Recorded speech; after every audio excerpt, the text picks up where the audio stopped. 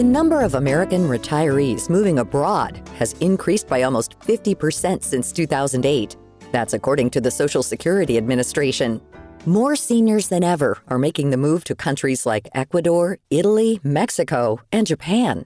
The primary motivation? Retirees say their savings stretch further overseas. With lower healthcare costs, more affordable housing, and great weather, many Americans over 65 are embracing life abroad. Some countries, like Costa Rica and the Philippines, even offer special visas and tax incentives to attract new residents. Holly and Mark Deckard moved to Cuenca, Ecuador 3 years ago. A city International Living magazine recently named one of the top overseas retirement destinations. The couple were both born and raised in St. Louis and lived in the area their entire lives. Neither one had spent much time outside of the United States. But about 10 years ago, when a family friend shared their positive experience with moving abroad, the Deckards started thinking more about the possibility. I said, it's warm all the time. They don't have heat or air conditioning because the weather is always great, and all that stuff, and very inexpensive to live. And that's what kind of got me thinking about it. Then I started researching a little bit, and Ecuador kind of kept popping up as a desirable location, and I just researched a little bit more, and then we visited in 2019, and a few months after that I got laid off, and I really didn't want to continue working, and did the math, and hey, let's move down to Ecuador. Mark says his wife Holly thought he was crazy, but the more they researched, the better the idea sounded. Holly says they were planning to check out Panama, Costa Rica, and Mexico, but once they visited Cuenca, they knew their search was over. Once we came, I fell in love with this city immediately. I mean, they call it the Athens of South America. It feels very European. The weather is always, like right now, I'm wearing a sweater because this week it's been a little chilly, which means the highs are only in the mid 60s. Normally it's closer to 70 or mid 70s the rest of the year. In addition to the good weather, the couple are eating healthier and enjoying lots of fresh fruits and vegetables.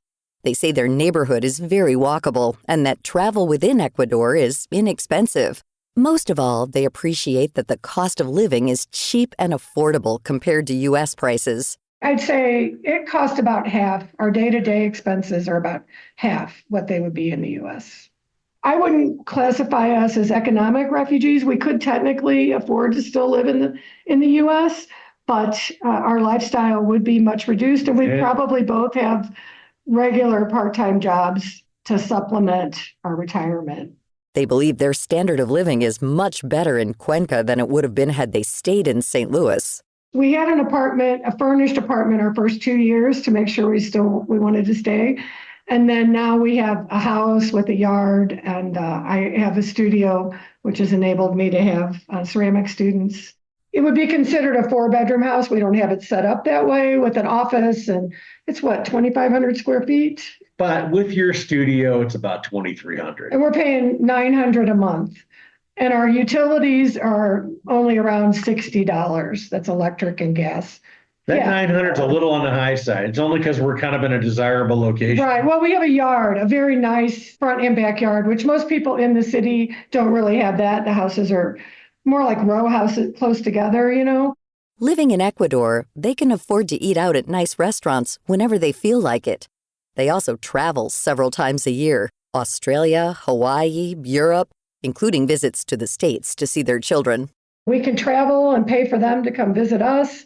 We don't have to worry about draining our savings. Another big area where they're saving money? Healthcare.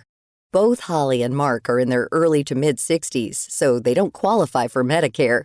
Instead, they opted into a U.S. health insurance policy for catastrophic care and only pay out of pocket for day-to-day medical needs and office visits. Here, the healthcare, even if you're paying out of pocket without insurance, it's not going to bankrupt you. And they have there's 4 or 5 hospitals here in Cuenca. It's a university town. There's 5 universities.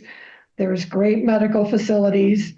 They do have, and we joined their universal healthcare, which is more minimal and is struggling because it's not mandatory.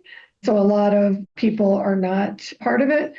But Mark had so many pre-existing conditions, and we wanted to get into that system in case we needed, because the insurance here is pretty much like the US. If you have a pre-existing condition, they don't cover it. Once they had their health care sorted out, the process of moving was fairly straightforward. Like other migrants, the couple did have to navigate the visa process. Today, they aren't citizens, however, are considered permanent residents of Ecuador. But moving to a foreign country isn't all smooth sailing. There's often a language barrier to consider. Neither of them spoke Spanish before they relocated. They hired an online teacher from Cuenca and took Zoom lessons a year before moving to the city.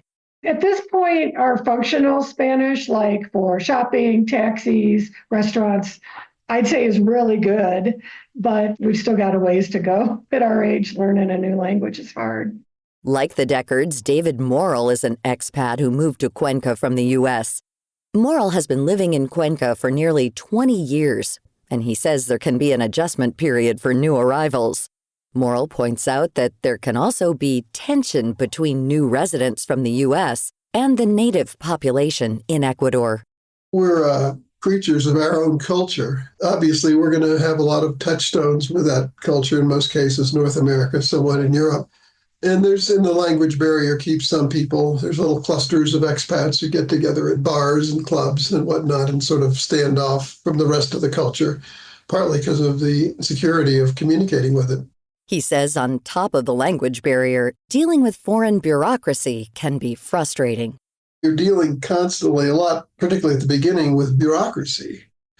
So, a lot of the expats here have what you call facilitators. They'll have a local person who helps them with a visa issue, with banking for various things, medical issues. So there's many shocks. And they keep coming no matter how long you've been in a place. And preparing for these kinds of cultural shocks is key to any transition when moving abroad.